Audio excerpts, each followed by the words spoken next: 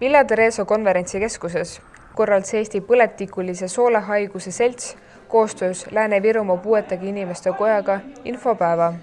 Infopäeva sai tutvuda võimalustega, kuidas ennastunnet muuta ja kuidas iseendaga paremini toime tulla.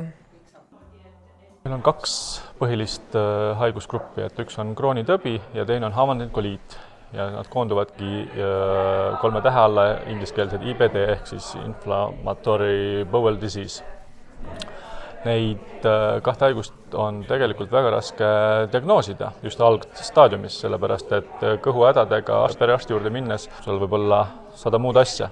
Ehk siis see esimene diagnoosi saamine ongi väga oluline, et oleks võimalikult lühike, et saaks kiiresti õige ravi peale, siis on hilisemad tüsistused ärahoitavad. Ta hakkab tavaliselt üldjuhul kõhulahtisusega, puhitus kõhus, gaasid, ehk siis need ongi sellised, et neil on kõigil sellist asja. Ja siis antaksegi tavaliselt, et kõhulahtisus vastu ikka mingit söötabletti ja gaas, et vaata, mida sa sõid, aga kui see on pikaajaline, väljaerites võib olla ka verd, ei pea olema, aga võib olla, siis kindlasti tasuks pöörata tähelepanu ja minna ka eriarsti juurde, ehk siis gastroenteroloogi juurde.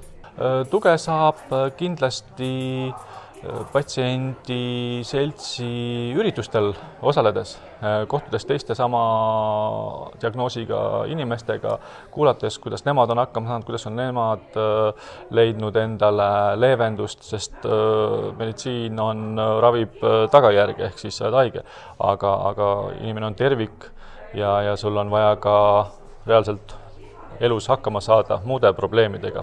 Ehk siis ongi hea vaadata, et kuidas teised seda on teinud.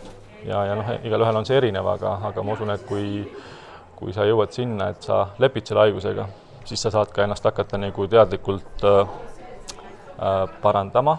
Ehk siis sa saad võtta maksimumi antud olukorrast.